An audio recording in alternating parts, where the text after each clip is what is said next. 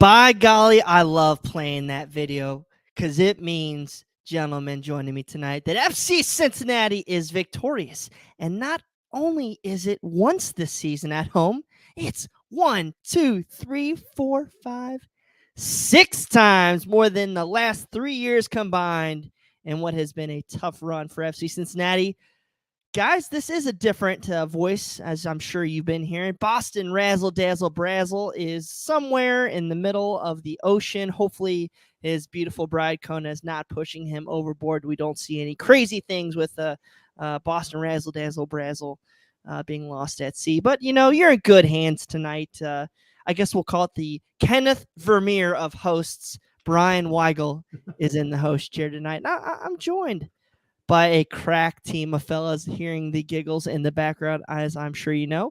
My brother from another mother, Jason Ashcraft. How we doing, pal? Out in Harrison, cutting some cable wires, taking some names. Lord. Just at least a you note. have your dude. At least you have your killer frogs defending you, pal. Yeah, my killer frogs. I can make darts out of them, and right at somebody. How you doing, man? Were you pumped about the win? I was pumped about the win. I had to go back and watch replay and watch highlights a couple of times. I made the mistake of I went camping in Hocking Hills where I stayed. I thought it's going to have internet. I can watch FC Cincinnati. I had no internet connection whatsoever. So imagine my surprise when I asked Siri on Sunday morning what the score was. And Siri said, and I quote, FC Cincinnati demolished the San Jose Earthquakes. Woo! Wonderful surprise to start my Sunday morning once I finally got internet access. You would think the Silicon Valley Warriors out there would, diminish that result a little bit. But hey, it's great for us in FCC land. The man, the myth, Robert Ziegler, preview king extraordinaire of Cincinnati Soccer Talk, been burning the keyboards up. Robert, how you doing, big guy?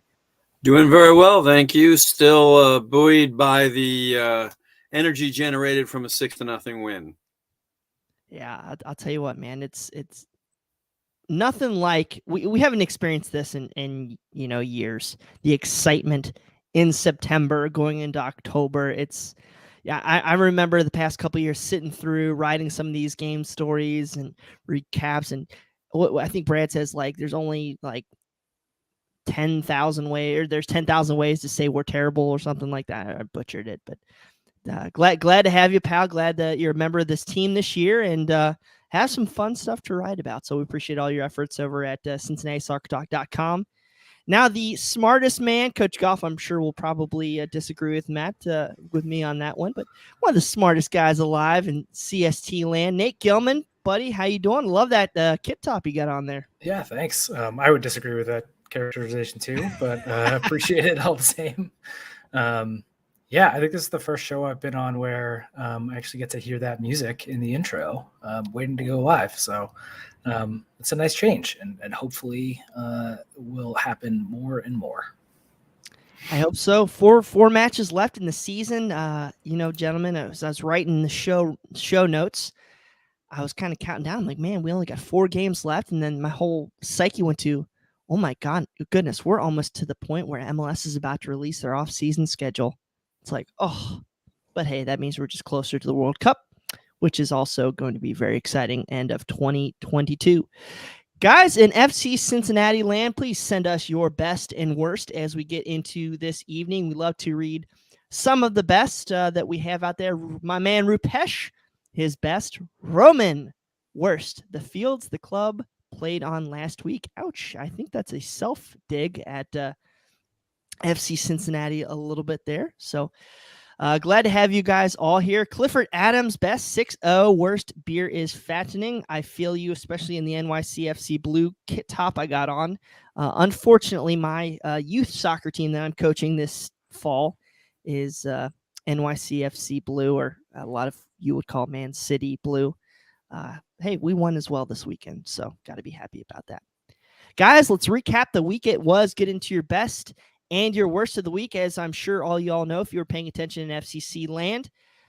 FC Cincinnati travels to New York, plays in the New York Mets Stadium in Queens. Can't remember what the heck it's called. Mets Stadium, is that what it's called? Whatever.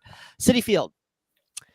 Goes up there, played in some interesting conditions with their baseball turned soccer pitch, as several of the listeners were saying, Rupesh. It was a terrible field.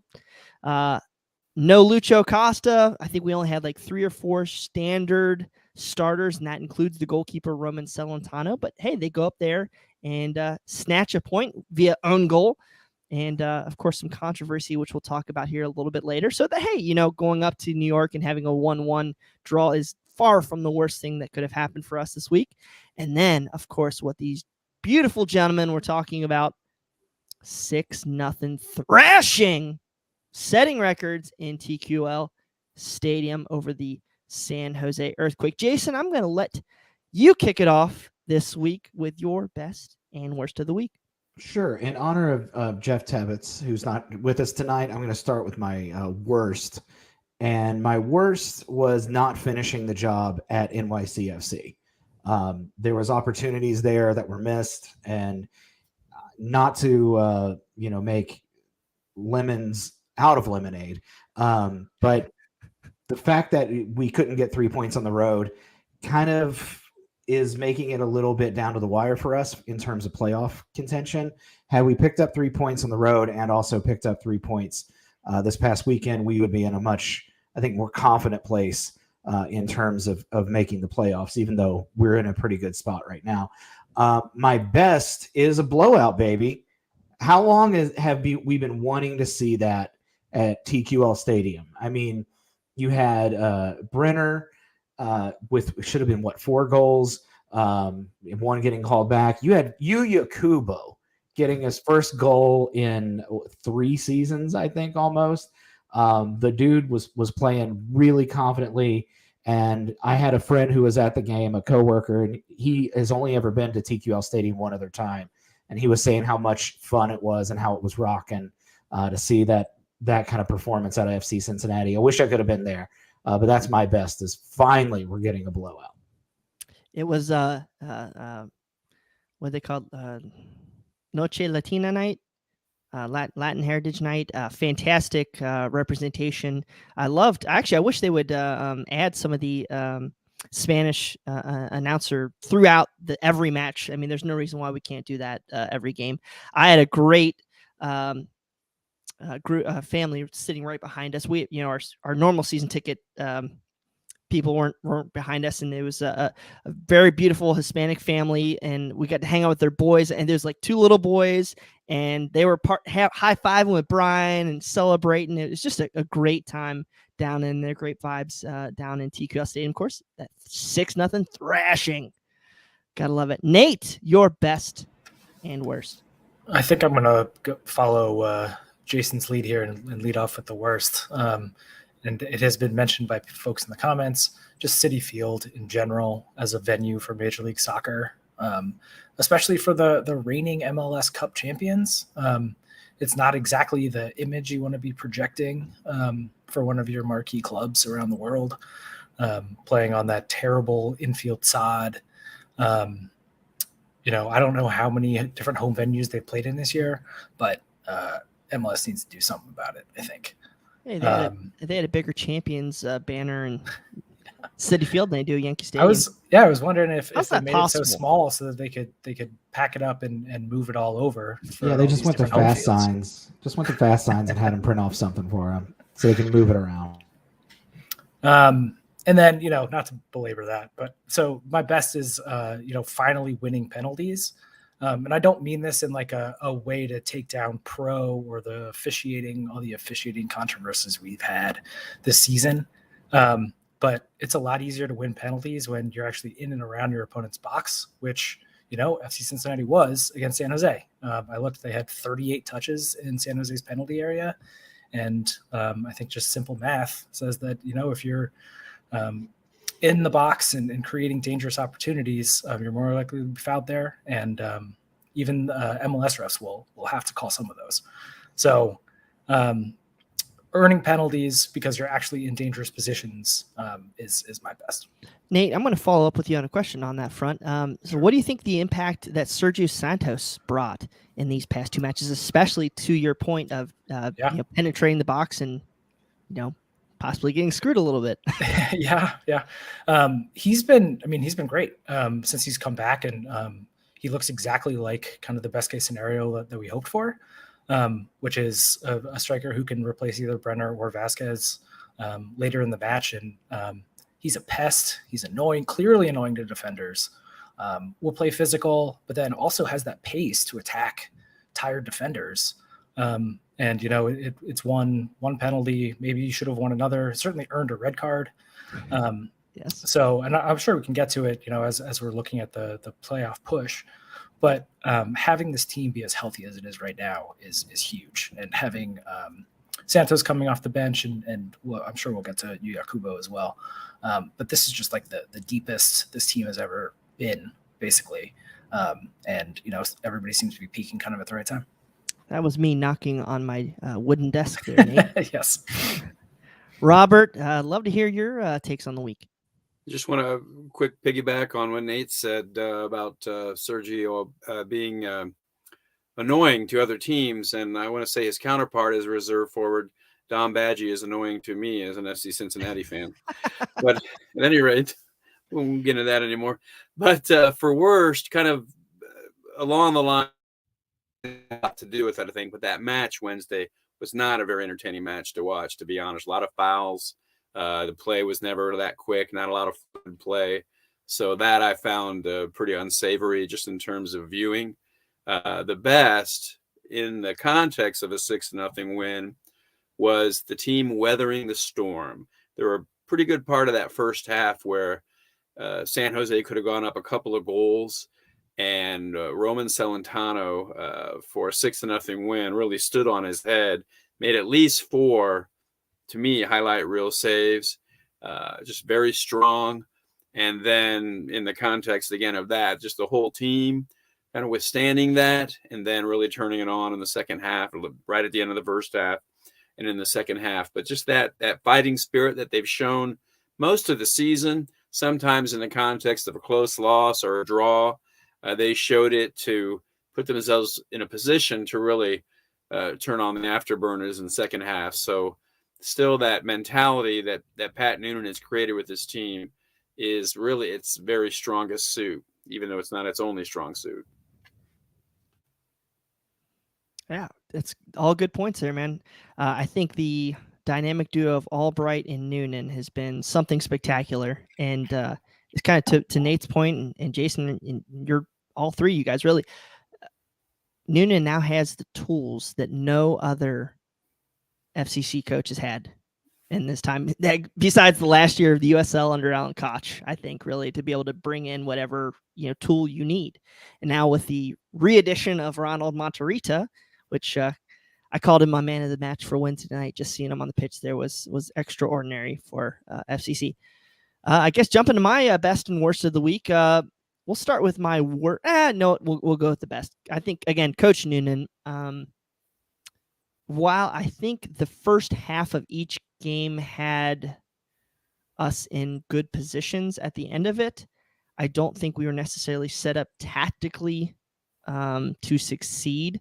As you saw with the NYCFC game, Roman Celentano had to stand on his head. And in points in the first half versus San Jose, Roman had to stand on his head. Finally, we got things going offensively, at least more in the second half for that San Jose match. But there was times I think you could see Lucho trying stuff that just didn't pull off in that match. But his ability to adjust going into the second half and his man management, the hey, we need to put Brenner on versus Dom Badgie in New York to settle things down, and making the moves throughout each match to bring on Santos at the right times.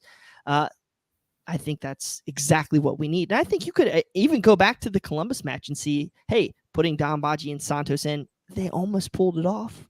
They really did. So credit to him. I think he's growing as a coach. You heard it in all of the player interviews Wednesday night of, hey, the gaffer made these changes. He put us in the right spots to succeed, and we got the job done. The worst, you know what? I'm banging this freaking pro drum again. I'm sorry if you're sick of it. We got screwed in New York City. There was, I think the worst again was that Santos VAR pulling it back. I mean, people are saying, oh, he got it right. I don't know how you can literally look me point blank in the face and said that's a clear and obvious error to be adjusted. So I think we got screwed. Now, great for them. VAR made some things up versus San Jose. It didn't matter, whatever. They got a lot of good things for us in the 6-0 game. Great. I just think I'd look back at it and go, God, what could have happened? And when we go look at the playoff, that's just another chink that, why we haven't locked up a better spot yet. So, hey, man, that's the worst of the week that we're bitching about refs again. So that's good on us, I guess, guys. Real quick before we go into some of our hot topics for this week, if you're just tuning in, we were hoping to have the announcement tonight, but we got to wait on a guy named Greg Berhalter here.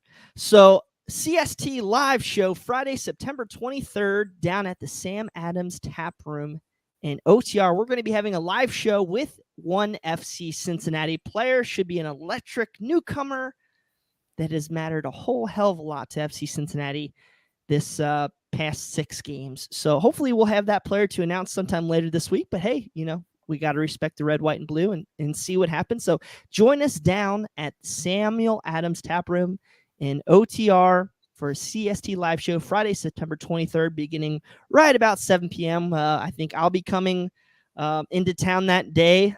Boston's flying back in from his whatever sojourn. So join us down there, and we'll have one heck of a time celebrating FC Cincinnati. Hoping to have another special guest down there for you guys as well. Guys, as I mentioned off the top of the show, FC Cincinnati's won 6 home matches, more than it's ever had in its first 3 seasons combined. Well, I guess none of you guys were there because we got DC, Indy, That's tough. Hocking Hills. Yeah. But hey, I think everybody can agree that the atmosphere at TQL Stadium is light years better than what it was this time last year. Yeah, I mean, I was back for Hell is Real and then the Charlotte game for that week. So I went to both. Was lucky enough to be able to go to both. And it was awesome. Like the atmosphere at both was fantastic. Hell is Real, obviously, because, everybody's up for that. But even just the atmosphere against Charlotte in that rainstorm, which was horrible, was great. So, like watching the replay, I also didn't get to watch live on Saturday. But watching the replay, the crowd looked great. So yeah, it definitely seems to be they're taking over and stepping on the Bengals a little bit, which is much appreciated. How valuable, Robert? I mean, the home field advantage now that it's a fortress. It's really becoming a fortress. I mean, I know it's tough to claim those things after the 3-year run of futility that we had, but I think the tide's changing.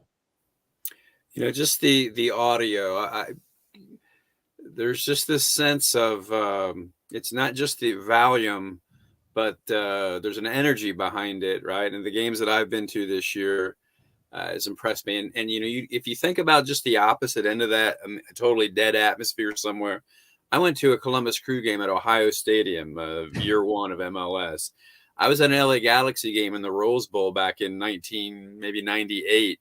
There's 1,000 people there on a Sunday with about 100 degrees out, just completely dead. And then you can go to a game in England with a few thousand people at a lower league game, and there's a much better atmosphere there.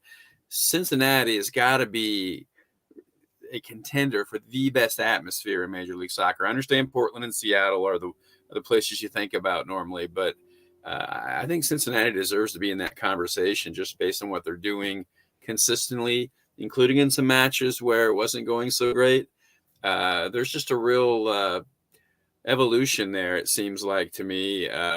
And just, the differences at the top, they're finer with performance. And I think that kind of crowd support can definitely make a difference in that. I know we'll touch on this a little bit later, Jason, but can you imagine having this stadium with a playoff game? Oh my gosh. I mean, this place, I'm just thinking about, like Hell is Real, the atmosphere during that match. Anytime Nashville was great atmosphere too. I think that was another one that kind of stands out to me as well. But winning cures all ills, that old saying. And now that the team is kind of showing fans, hey, if you come out, we are going to be in an opportunity to win every match. It's fun. That's a lot of fun. And I unfortunately only had the chance to go to one match at Nippert. And so I missed out on a lot of that. And I kind of hear it secondhand through you all what that atmosphere was like. With TQL Stadium, in my opinion, probably the best venue in all of Major League Soccer, with a great atmosphere and just the noise that place holds in. If we were to host a playoff game this year, and obviously next year we will, it's going to be spectacular. I can't wait. All right, let's go on to the on-the-field performance. As you saw, Major League Soccer released their Team of the Week with Lucho Costa and Brenner as members of that team, and Brenner was overall the Player of the Week. So let's talk a little bit about Brenner. Everything this past week on last week's show was, oh my goodness, is there an issue? It looks like Brenner was pretty mad coming off the field last weekend, and then he doesn't start in NYC. Nate, what was this response that you saw out of Brenner? What can you make of that? Was this the Brenner game, I guess you could say? I think he's been really good, essentially since he got back into the starting lineup after those very confusing disciplinary issues that the team decided to air out in public. But after that was like June, maybe? He's been awesome. And, I'm sure we'll continue to have the debate whether he's worth $13 million and, deserves to be a top 5 transfer in MLS history until, he gets bumped down. But he's been really good, and he's still really young. And he does so much. He scores goals, yes, but, he contributes in so many other ways. Like, he's able to drop deep and connect play. His assist to Kubo was awesome. And he had dropped down to play in that 10 role after Junior Moreno came off, I believe. So, I think we're starting to see the talent. And I wasn't on last week to say it, but, if a striker gets subbed off early and is pissed about it, that's fine with me. And if you didn't play well, you want your striker to want to be on the field to try to score goals. So if he feels some slight and is able to channel it in kind of the right direction to, ending up with a hat trick, I'm fine with it. Robert, you're going to love this question, pal. He's got 12 goals in the season, but those goals were scored in 7 games. He's had 3 multi-goal games. Does that scare you a little bit for a striker on his overall performance? Like, he's just, it's the game, the matchup versus a consistent performance for Brenner. I don't think that's unusual for good strikers. I think you'll see them run in spells, and I don't know if it's a confidence thing or if there's just an issue of form. And again, fine differences between really good and average. So the fact that he breaks through more, it also has to do with the tactics being deployed. The team is defending deep and make it hard to break through versus an open game. Plus, he's not the only player on the team who scores goals, is he? So I think that the fact that he scored double-digit goals in and of itself, the fact that he just scored a hat trick, those are all good. I wouldn't pick at that too much. You just want to see him, of course, continuing going forward. You'd like to see him here for another season. I do know that we were talking about selling him at the beginning of the season or releasing him or whatever, but even in the summer. Some people were. Yeah, I'd like to see it. His agent. I'd like to see continue build on this because if we're excited about getting in the playoffs and maybe winning a game this year, if they can add a couple more pieces for next season, you could be having a whole different conversation about this team. I think we can all agree on this, that you see in him every game, especially at home, even when we were terrible, he was trying to perform for the fans. Like, you see it after the game. He doesn't even speak the language, guys. Let's be honest here. Mm-hmm. And yet he's associating with the fans after the games, giving his jersey, taking pictures. Like, that's all you can ask for. So I agree with you, Robert. I really hope he can stick around. We don't know what the plan is. I think we're going to learn a lot about this management team here in the next 2 months. So it's going to be fun. Jason, we're saying, I think Nate said something earlier. It's like, it's not all one guy. It can be moved around. What do you make about the distribution this week with Lucho getting a PK? Everything starting off that Barreal goal in the end of the first half. I mean, you can't just guard. Before last year, we said this: you mark out Lucho, we're done. You can't do that anymore. Absolutely, and we're not. scary. We're scary. Right, and that's a wonderful thing to have. In that there's so many potential scoring options for FC Cincinnati. And I think guys that we haven't even mentioned, Matarrita, I think, had a goal earlier in the year. Matt Miazga's got a couple of goals. Hagelin has one. I mean, we can score front to back. So that's a wonderful problem to have. And that really messes with defenders because, if you're going to double down on Brandon Vasquez, which I think from what I've seen, opposing teams have kind of done a good job recently of kind of shutting him down a little bit. That's just going to open up things for Brenner, or that's going to open up things for Barreal. And if you look at really good teams around the world, they have more than one scoring option. My team in England, Tottenham Hotspur, you got Son, you got Kane, you got a few others, and anybody can score. So that's what you want to see out of a good team. And I think, like you said, we're missing a few pieces to be truly a very, very good MLS team. But with what we have right now, I think we're potentially a upper level in the Eastern Conference. We just had a few hiccups this year. I think a lot of you guys know I have a friend, Joe Ranzo, who's been on the show several times. He's a big Philly guy. And he's like, you guys look a lot like Philly Jr., like a little brother. And they want us to he's saying that they were discussing it in their supporters meeting, like, hey, how's the playoffs shaking up? And they're like, we want Cincinnati on the other side of the bracket. How amazing is that? That's like the biggest compliment I can think of. Philadelphia is like on pace to set a record for fewest goals conceded in MLS. We scored 3. FC Cincinnati scored like 20% of the goals against them this year.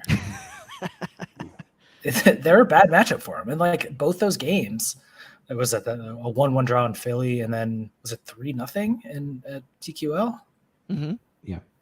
Yeah. I was gonna say, like, I was gonna ask you guys later, like the best game that we've ever seen in Cincinnati. A lot of people say the best game was the Portland first game, 4-1 or whatever that was, and then the Philly game 3-0 this past week. And I was like, man, this has got to be up there. I know. Pump the brakes a little bit. San Jose has an interim coach. They're bringing USA assistant Luchi Gonzalez in next year. But, I mean, you shut down one of the best forwards in Major League Soccer this weekend.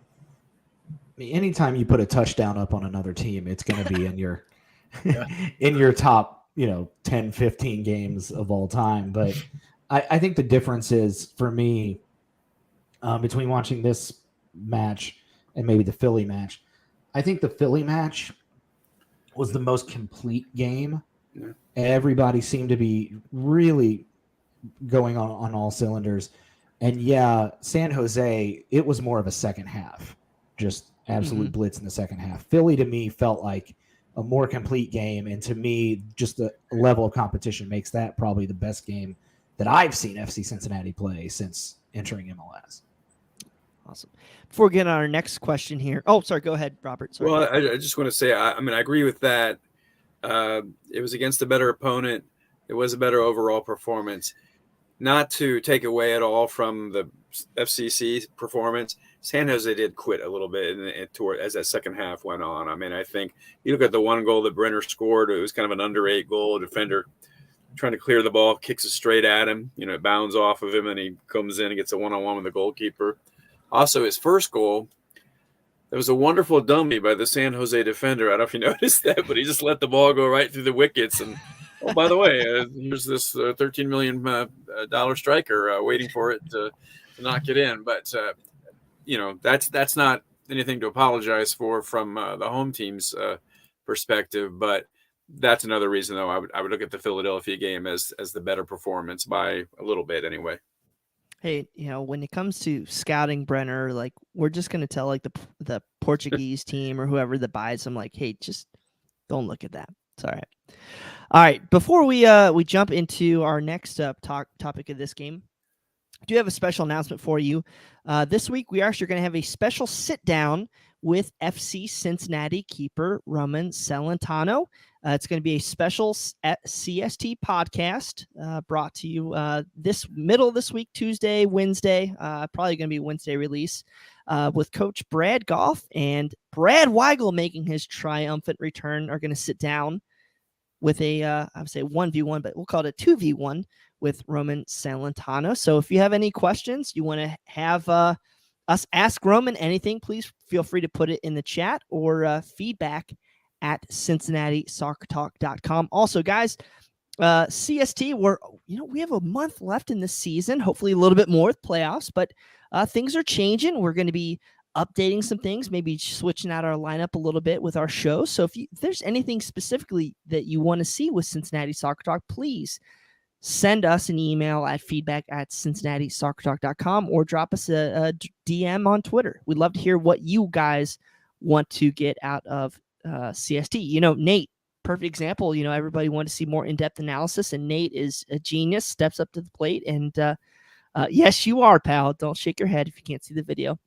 We love seeing those things. So please reach out to us and give us your feedback on what you want to see. Also, if you want to contribute, please reach out. We'd love to have more of that. So, guys, as I just mentioned, Roman Celentano coming on CST. Talk about the growth of Roman. Robert, this guy, I think you can question some of his judgment coming out, being aggressive, especially in that crew match. He's been a different guy past couple weeks. So there's no substitute for getting first team soccer. And, to the misfortune of the previous starter, he's had a chance to play pretty much every minute from early on in the season. And you have seen him grow. Where I've seen him grow more is his reflexes as a shot stopper were good in the first place, but his positioning has gotten better, and his command of the 18-yard box has gotten better. He's claiming crosses, end up being really important right in that. And of course, you did see that just highlight real save ability that he has on display Saturday. I was at the New England game, where maybe one of his lower moments of the season, where he gave up that goal right at the end of the game, which I thought it was one that he probably should have been in better position and should have had a chance to parry away. But he didn't let that get him down. He's continued to improve, and it's just a real strong suit again for this team, and doesn't look phased anymore at all. And that first half where it was a little nervy, right? Because we were under a lot of pressure, and he's pretty cool back there. And of course, he's from Indiana, Indiana University. Hey, I'm going to Bloomington tomorrow, baby. I got to celebrate at the Shrine of Roman. I loved it. Like, after he made a couple of the saves, especially the San Jose, like, he's like waving his arms up in the air, like, yeah, I did that. Not cocky, but like, let's go. I thought that was a pretty awesome moment in his short tenure. Nate, you are a stats guy. I think you posted something on Twitter tonight about our what's expected goals against. Yeah, so it's there's a shot stopping metric that's on Football Reference from the stats company StatsBomb, and it's post shot expected goals. So it's not only like a traditional expected goals model, like where somebody's taking a shot in the penalty box, how likely that is to go in. It also takes into account like how many defenders are between the goal line and the whoever's taking the shot, and how hard it's hit and where it is on frame. Basically, it's just a better measure of how good goalies are at saving shots. So Matt Turner has been one of the has ranked incredibly high in MLS over the last couple of years, and that could be a reason he's playing for Arsenal now. But after Roman's recent hot streak, for the first time, I think, in MLS, FC Cincinnati goalkeepers are actually positive in terms of shot stopping per game. It's not anything dramatic. Like, Roman is still, he might be in the top 10 now of MLS goalkeepers. But what has come before was literally historically bad, like some of the worst goalkeeping, shot stopping seasons ever in MLS. It's like 4 MLS or 4 FCC keepers down there. So you're basically going from like conceding half a goal more than a game than you should to now just being average, which is huge. I mean, half a goal is a lot. So, yeah, it was something that I think was pointed out. I know I wrote something in the offseason about it, specifically that, Alec Can would improve because he seemed like a good shot stopper at Atlanta. Obviously, that didn't happen, but Roman Celentano is certainly paying off Chris Albright's faith and taking him number 2 overall. Jason, I feel like he said, like, he's top 10, and then he goes, he's average. I'm like, I'm trying to make sense of what Nate's saying here. He's great, right? He's great. He is a solid, very solid young goalkeeper. And I was going to bring this up because I've heard it kind of bandied about FC Cincinnati circles that, the United States is kind of known for developing goalkeepers who then go on to European clubs. And I can't help but wonder, and maybe I'm getting ahead of myself, but if Roman continues this kind of play into next season, if maybe some European clubs start sniffing around, because he could be a potential selling option for FC Cincinnati down the road.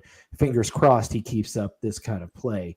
But I think he's young enough, he's talented enough, and if he can improve a couple parts of his game, maybe like distribution and things, he could very well be a guy that you maybe look to sell on to a European club. I think it was Zach on KLR today said, like, he's kind of afraid that, like, we're going to have to blow up parts of this team this offseason, like selling. Like we've been talking about, hey, Brenner, sell on. Barriel, sell on. If you play well, I mean, that's part of the deal. I think they put a metric out today. I can't remember what, some website put a metric out today, like, of all the leagues in North and South America that were sold over, like players sold to Europe, MLS was like number 1 by like 20 or 30 players. I mean, it was some like amazing statistics. So I think that there should be eyes on him, especially with the highlight reels that he gave this past week. Just we can't sell him to the City Football Group. Like, I'll put my foot down there. We can't do that, but maybe Leeds or something like that. All right, guys, it's the time of actually, you know what? One more topic real quick before we do that. Hopefully with our live show coming up here in a couple weeks, the importance of Matt Miazga. I think we are now in the 6th, 7th game of his tenure. We're averaging 1 goal against per game since Miazga. I know there's like 2 shutouts, 2 games where we had 2 goals. I think the XG per 90 in his tenure is 1.11 versus 1.44 prior to him. So we're allowing half or a third a goal less per game since his arrival. Nate, I mean, what's this guy bringing? He's really good. He is what was promised. And after playing on 7 teams in 5 years or whatever it was, and being a little bit of an unknown quantity, I think that ended up working out in FC Cincinnati's favor. Robert, consistency, that's got to mean something for the guy. Well, I think also you've had, with maybe a couple of exceptions, you've had the same 3 center backs playing in most of these games. And that's really important in defense, as well as the outside backs. I don't want to be too harsh on Tyler Blackett, but I think there is a certain addition by subtraction there, in all honesty. But these 3 and led by Miazga, definitely are making a big difference, and it's got to help the confidence all around the squad. Blackett didn't even dress this weekend. Jason, the importance of Miazga on Jeff Cameron. Guy's been a different player since Miazga's arrived. I feel like before Miazga came on board, maybe Cameron felt like he had to carry the burden of the back line. and no fault of his own. He can't. He just doesn't have the legs for that anymore. Whereas Miazga comes in, and I feel like Cameron and Haglund both feel like they can maybe relax a little bit. Cameron doesn't have to be relied on to get up and down the pitch as much. Haglund kind of has a little bit more room to work.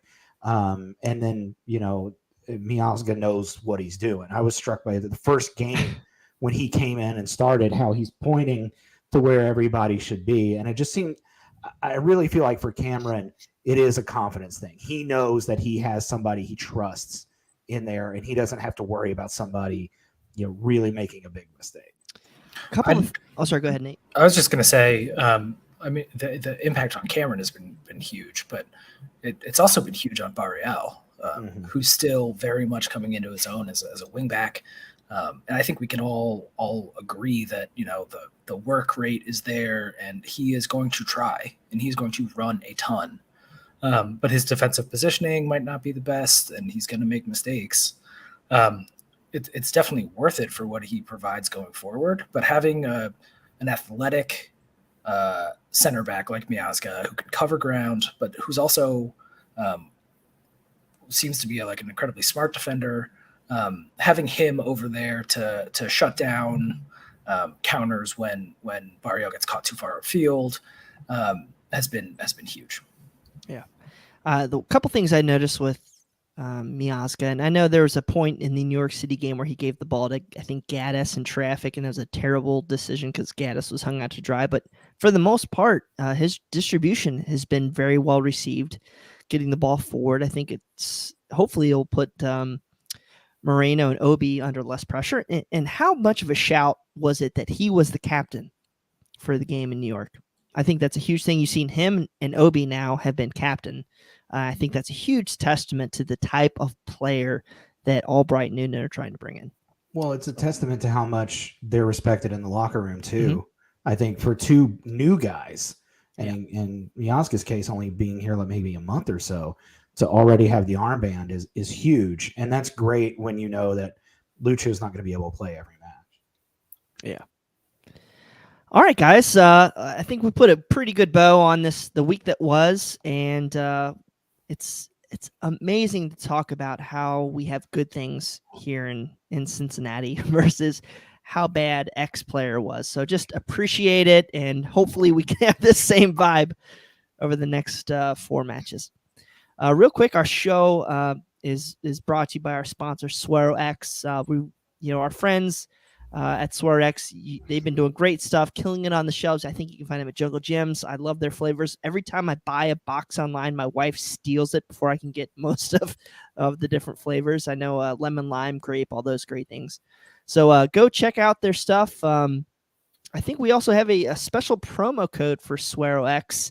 That is CST 2022 CST 2022. Go on the Sorex, or maybe CST 22, either or.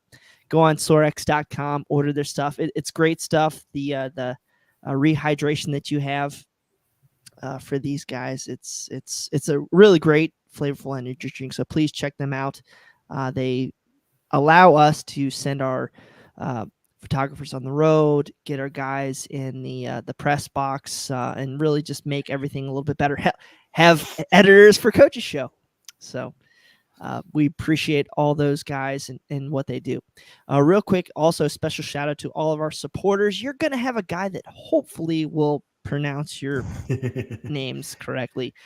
Let's do it and make fun of me later. Relee, John Davidson, Mike Hudson, Robert Stevens, Laura Failer, Matt Adamchick, Riley Stephen Burke, James Denbo, Tom Niehaus, me, myself, and I, Brian Giles, Dan Alberts, Will Kychek, Ian Rexroad, Augustin Caceres, Bill Antonitis, Carl Feitz, Jeremy Schran, Kyle Pohl, Rupesh, Tom Beaversdorf, Jason, who's super average, John Haskell, Ryan Ernst, Mary Lou, West Anastasi, Rob Pierce, Clifford Adams, Thomas Spieth, Pierce Johnston, Mike Prentice, Mr. and Mrs. Wiederhold, Rob Grissel, Brad Weigel, who's the second cool twin, Kevin Day, Jamie Smed, Alex Carnegas, Mike Bowman, Patrick Lonnie, Dave Tangler, Brett Sova, Chris Hubbard, Kevin Cooney, Joe Max, Jack Emery, Sarah Gorman, David Moore, Bob Ryan, Ryan Durkin, Bart LaBeta, Mark Nuenschwander, that's a name, Robert Triple, Joe Lohr, Bill Leopold, Maureen Desmarais, Jose Guerra. Hopefully I got that right. Jose, appreciate you, pal. Guys, if you do appreciate what we do and would like to support, please go to CincinnatiSoccerTalk.com/support and check out our Patreon. We do appreciate you. I'm just a little pissed because, Boston should have made a video like you did last time, and I could have been avoided all the hate and vitriol.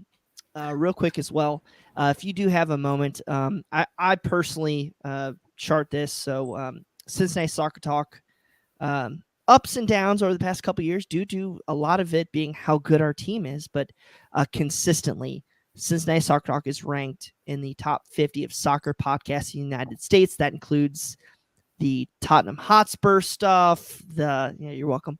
All the Total Soccer Show, everything. So every week, we do honestly appreciate you guys tuning in, downloading us. Please, please, please, if you have a minute to go onto Apple Podcasts, whatever your favorite podcast platform, rate, review, send in a formal review if you can. It helps other people find our show. Again, we appreciate this. I don't do this for glory. We started CST as a way to get people to meet one another and kind of have like a family, I guess you could say, with FC Cincinnati. So it's just another way people can learn more about a club. So please go on and rate and view us if you can. Also coach a show. With that, we got about 10-15 minutes left in our show here. And guys, let's talk about playoffs. What are we talking about? Playoffs. Standings check. Cincinnati staying in 6th place on 42 points. 42 points. Is that real? Can we believe this is going on right now, guys? I'm not wearing my glasses right now, so I'll take your word for it. It almost feels like a typo that we're talking like that we're having a cushion. So if you look at our podcast stream right now, New York City 4th place on 46, Orlando and Cincinnati on 42 points each. Is that right? Because that sounds wrong, but hey, maybe it is right. 5th place Orlando. They have 2 more wins than FC Cincinnati does, so that's the first tiebreaker. Second would be goal differential. Cincinnati in 6th place. Columbus in 7th place. Of course, they have an additional game they have to play over us at 41 points. New England 38, Miami 36, Atlanta 36, and Charlotte 35, guys. So I think most of these teams are four games left, maybe 5. Some have like 3 left with Toronto. Can't remember what they got down there. But real quick, guys, let's look at this. So we don't play any contenders to end the season for Cincinnati Soccer Talk, but several of the teams that we're competing against, such as New England Revolution, do. They have games. They play midweek at Houston. They go against Montreal FC. They have games in Atlanta. So, real quick, Robert, what are you making? What are you making out of this, my man? I really, really like our schedule going forward. And I know even maybe as recently as a week ago, people were talking about 2 trips out west as a problem. But, I mean, those are at least 3 of those 4 games are very winnable for FCC. And honestly, why not 4? Or 3 wins and a draw? That looks to me very favorable, particularly given that the team, has gone this period of time with managing to not lose most of those games that they played, and convincing victory just this weekend, looking in good form, healthy. We've got every chance to not only maintain a playoff position, but to rise up to where that first round game is at TQL Stadium. I think we've all been a little bit on the lower end in our projections. Like a lot of us thought 45, we're going to be right on the border. 46, we're still kind of on the border, but I think we feel a little bit better. Nate, We got 42 points. We got a home game left. We got Chicago or DC on the road. Are you going to be there for that? I will be. And then, of course, these two West Coast games. I mean, I think you got to like our chances at least making it. If not, I mean, surprising some people and getting a higher seed. Yeah, I mean, that'd be great. I think the Chicago at home is obviously the must win on there. Huge. But I mean, if they could just go out, I know it's hard to say to go to Rio Tinto and beat RSL on the road. That would certainly make everything a lot less stressful down the stretch. So that's what I'll be hoping for this weekend. I think Ken, I'm switching graphics. If you're, please watch our show Monday nights. We got all these special graphics. It takes time and energy to do the stuff when Boston's not around. With Boston's projections, Jason, 5th place. He's got us at 5th place. He's got different averages and he weights recent form. I think he has 4th place New York City FC at 50, 5th place FC Cincinnati 49, Columbus 49, Orlando City 48, 8th place New England Revolution would be at 44.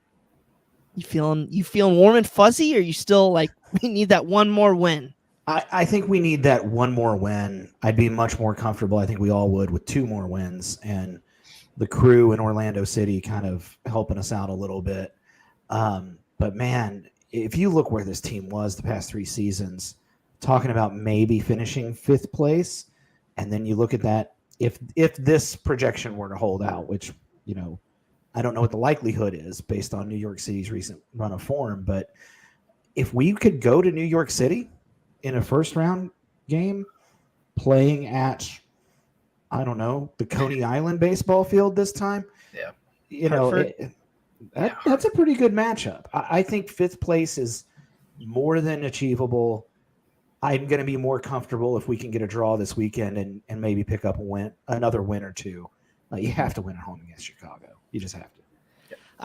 I'm sure we'll have a lot more analysis coming in the international break here in a week after this RSL match. There's a lot going on. Like this week, we play RSL on the road, but they play Austin midweek. That's a huge advantage for us. I gotta think. Yeah, they're still fighting for their spots. Yeah, RSL's fighting for their spots. They've been consistently inconsistent all year. They've dealt with a few injuries to some of their better players at the beginning of the year.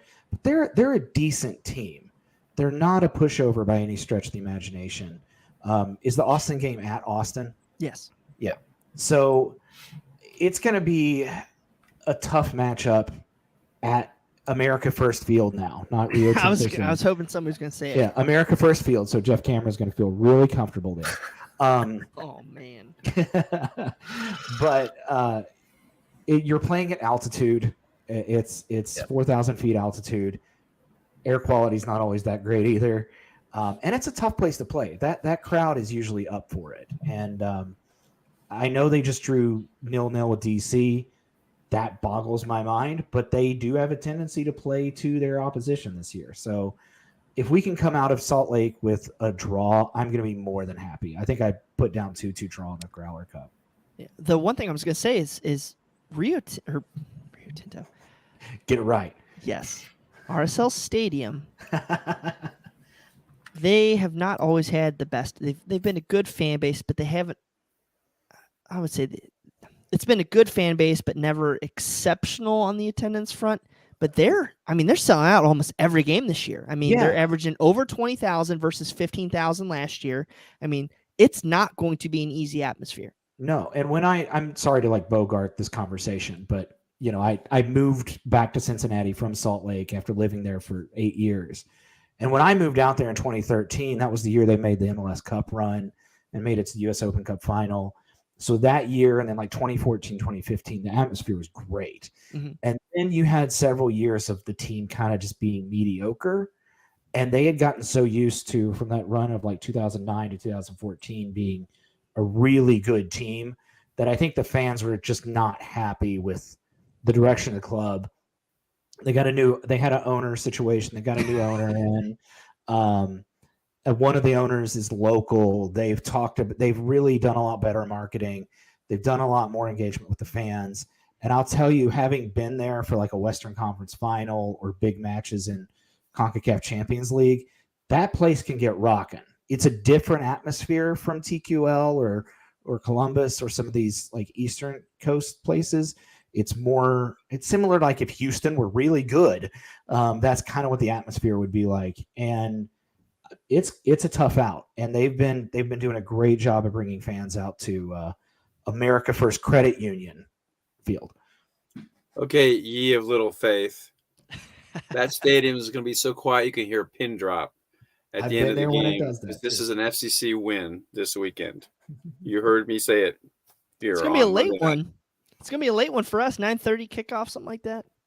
I'm going to have 4 kids in my house this weekend. Can't wait for that. All right, guys. Of course, I think we're all waiting for Gregory Berhalter to announce his roster for next week's friendlies for the U.S. men's national team. So we'll see what happens with Matt Miazga, Brandon Vasquez. We were talking about how much they're going to miss and everything, and we'll touch on this a little bit later because we're running out of time. But whoever's going to be called up, Brandon or Matt, they're going to miss that Seattle match. So I think that's certainly an issue going forward. But we'll see what happens. Hopefully they'll be back in time for the home finale for Chicago.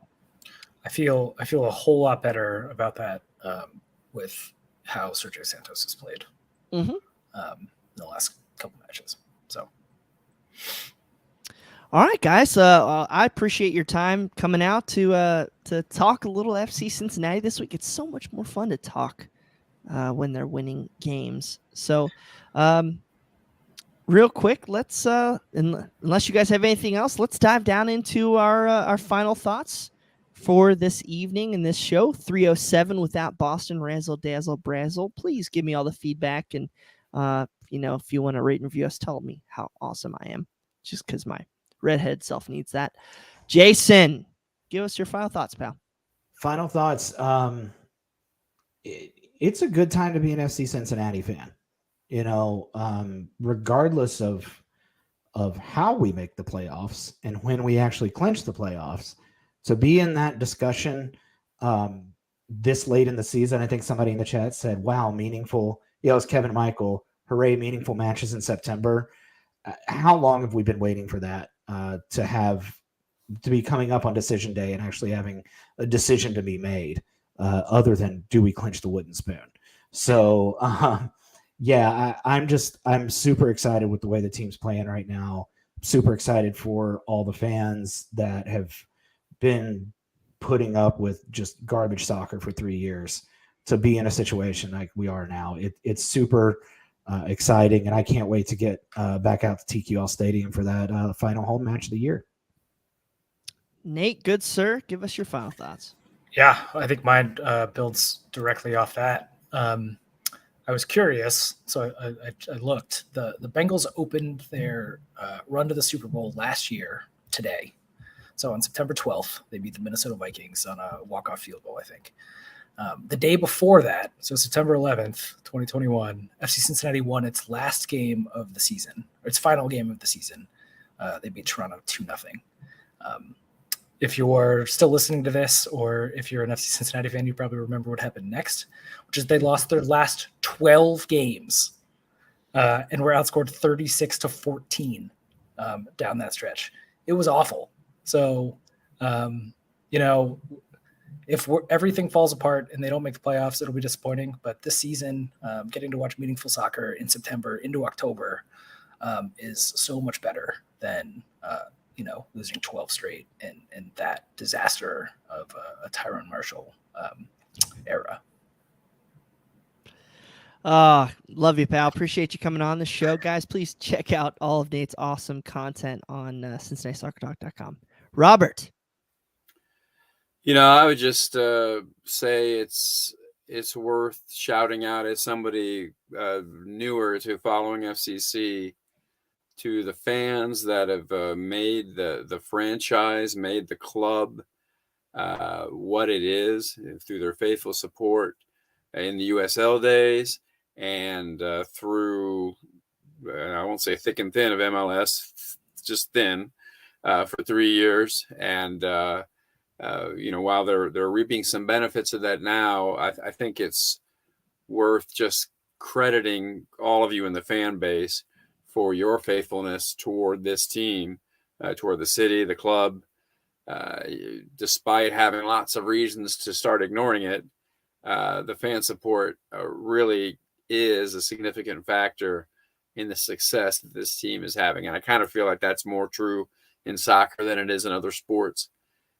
Something about the energy level and just the sustained running and commitment that's required over a 90-minute game. And this fan base just deserves a shout out for being in for the long haul. They've definitely played a part in this season's success. Thank you for coming on, pal. I appreciate, again, everything that you do. And, we got a lot more fun to talk and write about. So that's exciting for us here.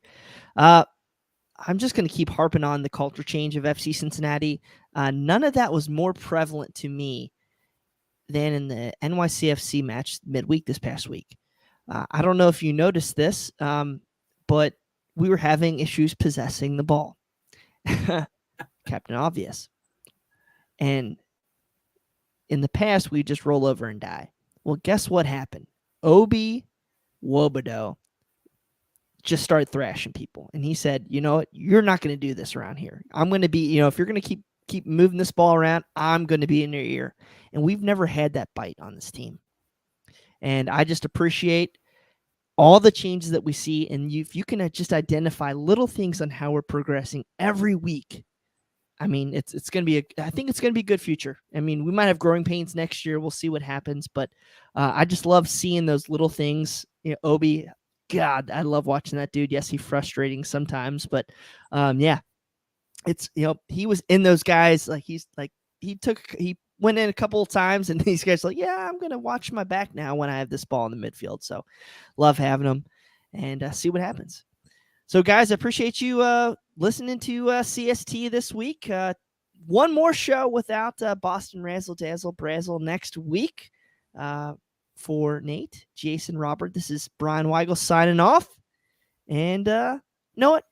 We'll pull Nicholas Super, like, watch your tackles, pal.